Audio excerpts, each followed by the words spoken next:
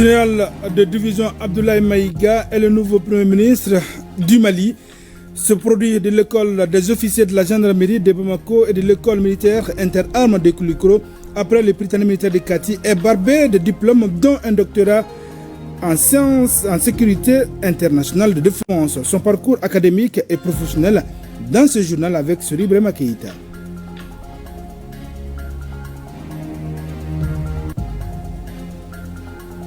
Faciliter l'intermédiation entre les jeunes à la recherche d'opportunités et les entreprises qui recrutent, encourager la création d'emplois et l'entrepreneuriat, renforcer les compétences pour répondre aux besoins du marché du travail sont autant d'objectifs du Salon national de l'emploi qui s'est ouvert hier. Mesdames, Messieurs, bonjour et bienvenue aux informations. Les choses sont allées très vite au Mali après le limogeage mercredi du Premier ministre Choguel Kokala Maïga et de son gouvernement. Le président de la transition a pris deux nouveaux décrets hier. Le premier pour en nommer le général de division Abdoulaye Maïga comme nouveau Premier ministre et le second pour former le nouveau gouvernement. Un gouvernement de 28 membres dont 5 femmes. Plus de détails avec Mahamadou Kone.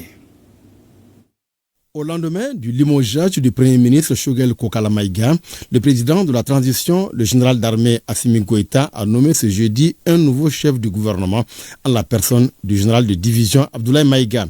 Dans la même journée, la nouvelle équipe a été formée, une équipe de 28 membres, dont 5 femmes. 21 ministres du gouvernement sortant, dont 2 femmes, restent à leur poste. Parmi eux, le général de division Abdoulaye Maïga, qui, en plus d'être Premier ministre, conserve l'administration territoriale et la décentralisation. Les 2 femmes qui gardent leur portefeuille sont Damele Madina Sissoko, transport et infrastructure, et colonel Assaba Diallo Touré, santé et développement social. Cette nouvelle personnalité font leur entrée au gouvernement. Nous avons Bakary Traoré, désormais ministre de la refondation de l'État, chargé des relations avec les institutions. Boubacar Diané, nouveau titulaire de l'énergie et de l'eau. Mahmoud Dafé à la tête du département de l'artisanat, de la culture, de l'industrie hôtelière et du tourisme. Mamani Nassiré, ministre délégué auprès du Premier ministre, chargé des réformes politiques et du soutien au processus électoral. Parmi les nouveaux entrants figurent 3 femmes. Il s'agit de Oumou Salsek, qui va s'occuper de l'entrepreneuriat national, de l'emploi et de la formation professionnelle. Diara Djeneba Sanogo, au ministère de la promotion de la femme, de l'enfant et de la famille. Et Doumbia Mariam Tangara, en charge de l'environnement, de l'assainissement et du développement durable. Le général de division Abdoulaye Maïga est nouveau Premier ministre du Mali. Il était jusque-là ministre d'État, ministre de l'administration territoriale et de la décentralisation, porte-parole du gouvernement. Il a assuré l'intérim du Premier ministre du gouvernement précédent.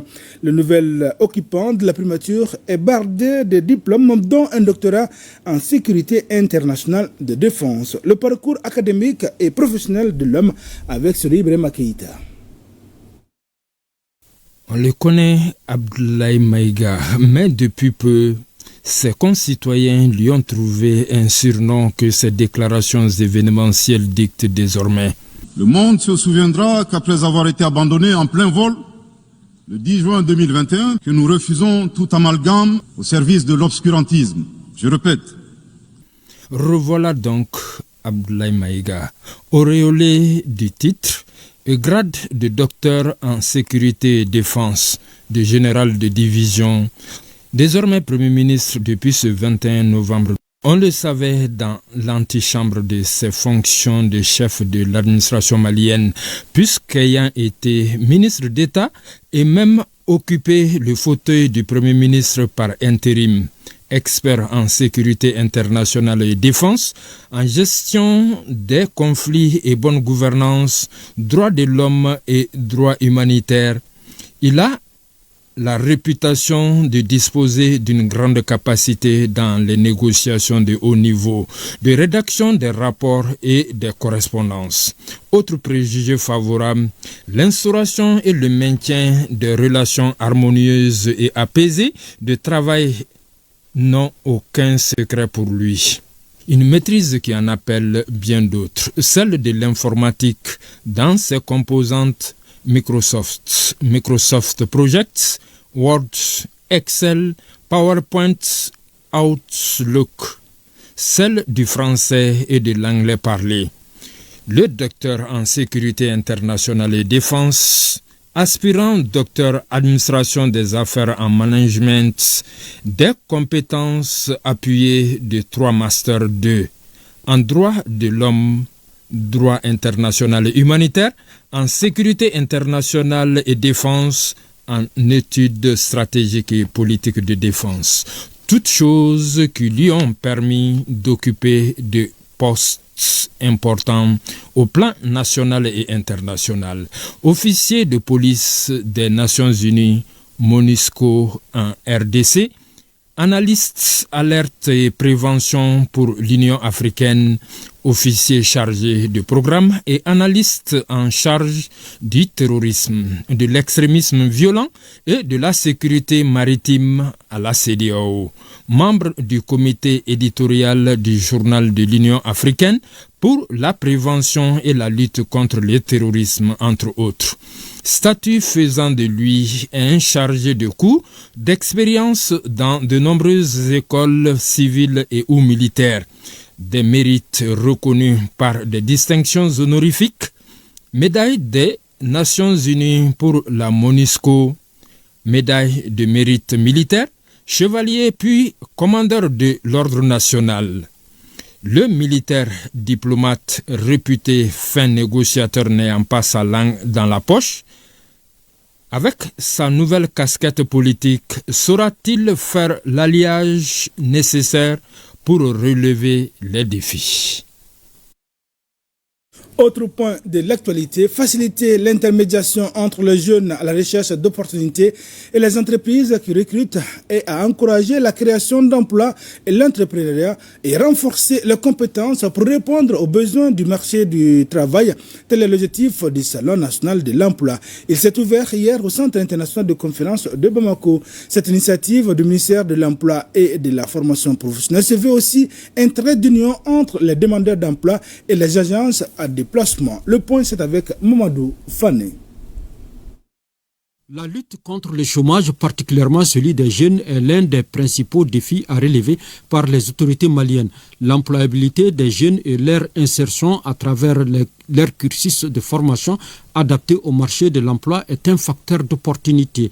La tenue de cette édition du Salon national de l'emploi constitue un créneau pour offrir des opportunités d'emploi aux jeunes et aux employeurs à la recherche de compétences.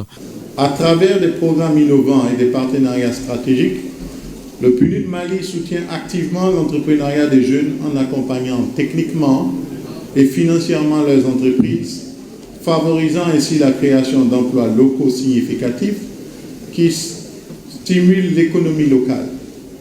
Il s'agit à travers cette rencontre qui regroupe 400 employeurs et plus de 1000 demandeurs d'emploi de présenter aux jeunes les opportunités existantes et de promouvoir les échanges d'idées autour des enjeux de l'emploi et de la formation professionnelle. Le présent salon qui se tient au cours de la Semaine mondiale de l'entrepreneuriat est donc une opportunité pour nous tous, demandeurs d'emploi, administration, chefs d'entreprise, de nous retrouver, de discuter pendant 2 jours pour que nous puissions ébaucher des solutions en faveur de nos jeunes, de nos femmes, de la population en général. Il nous offre un cadre idoine de partage d'expériences entre acteurs économiques, chercheurs d'emploi ou demandeurs d'emploi, porteurs de projets d'entreprise, ainsi que les institutions de financement et de garantie, afin d'appréhender ensemble les défis et envisager l'avenir. Durant 2 jours, les jeunes demandeurs d'emploi et les agences de placement prendront d'assaut les stands du CICB pour guetter la moindre opportunité. Plusieurs panels seront également animés par des experts pour permettre aux demandeurs d'opérer le bon choix des offres d'emploi.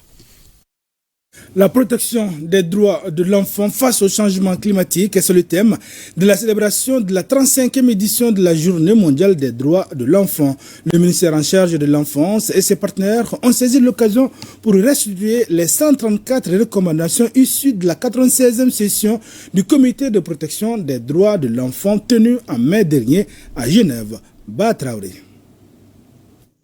Les départements ministériels partenaires ont désormais une copie des recommandations de la 96e session du Comité de protection des droits de l'enfant tenue à Genève en mai 2024. La réunion de Genève a formulé 134 recommandations dans 15 domaines.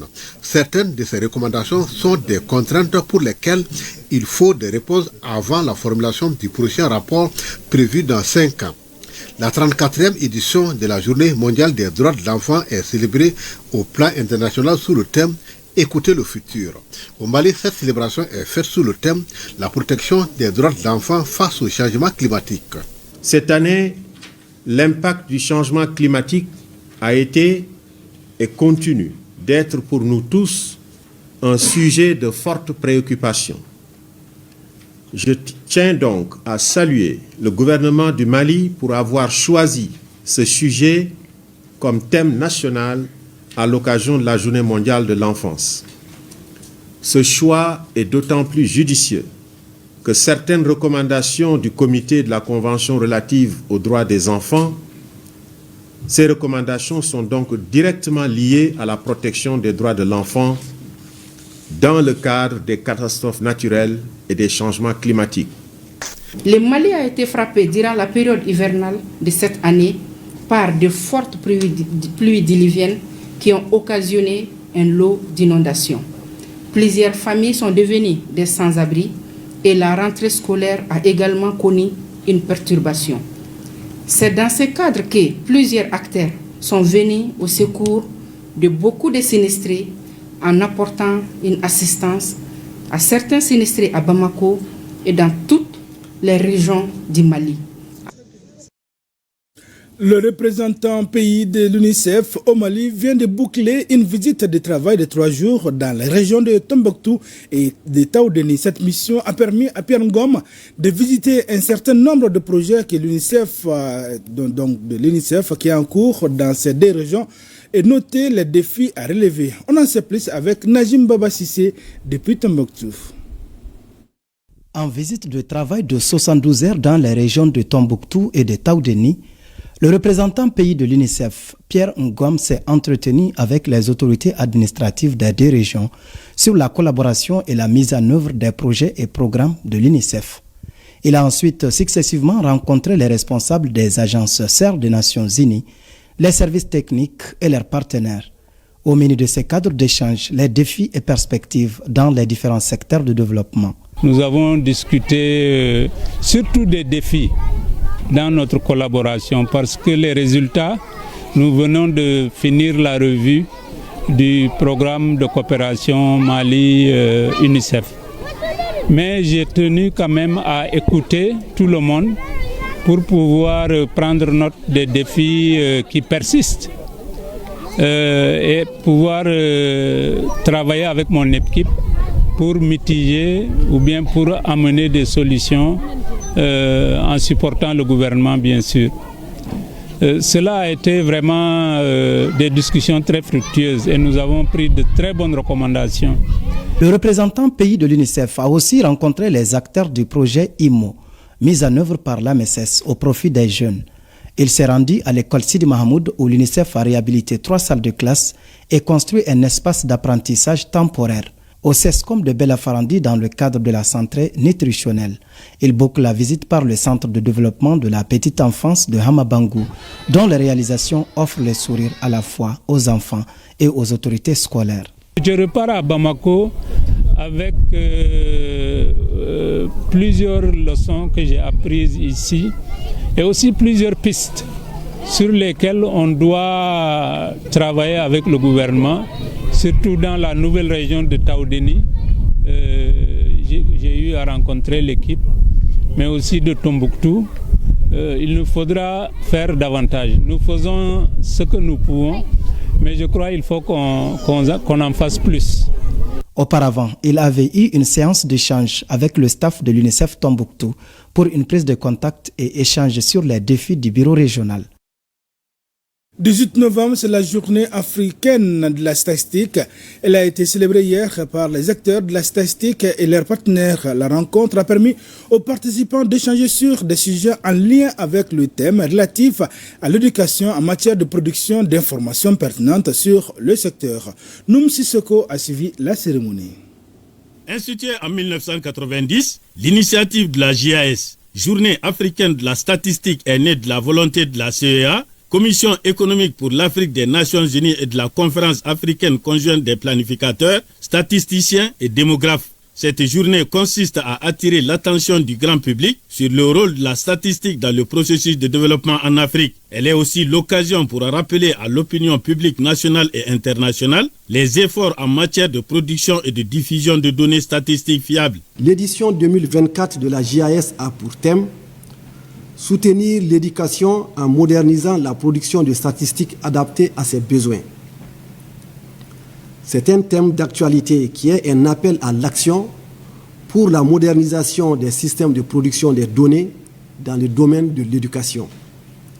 Ce thème a été choisi pour sensibiliser les décideurs, les partenaires techniques et financiers, les producteurs et utilisateurs de données, les chercheurs et le grand public à l'importance des statistiques sur le secteur de l'éducation, avec un accent particulier sur l'usage des progrès technologiques. Dans un monde numérique où les nouvelles technologies, l'intelligence artificielle et le big data permettent des analyses plus fiables et rapides, notre production statistique doit évoluer et s'adapter aux besoins et attentes de la population, selon le ministre de l'Économie et des Finances. En modernisant nos outils et nos méthodes de collecte de données, nous pouvons non seulement améliorer la qualité de l'information que nous produisons, mais aussi l'adapter en temps réel pour qu'elle soit toujours utile et fiable. Les efforts conjugués du gouvernement de la République et des partenaires internationaux tendent à répondre de manière adéquate aux demandes de données découlant des objectifs de développement durable ODD à l'horizon 2030 de l'agenda 2063, l'Afrique que nous voulons, de l'Union africaine, ainsi que de la stratégie nationale de développement du Mali intitulée Vision Mali 2063 en cours de finalisation. Le ministre Sanou salue les acteurs du système statistique national et tous les partenaires du secteur pour les efforts dans la mise à disposition d'indicateurs pertinents, indispensables à la conduite des politiques publiques. Mesdames, Messieurs, c'est la fin de ce journal. Merci d'avoir été de nôtres. À demain, Inch'Allah, même heure, même plateau, et pour d'autres informations.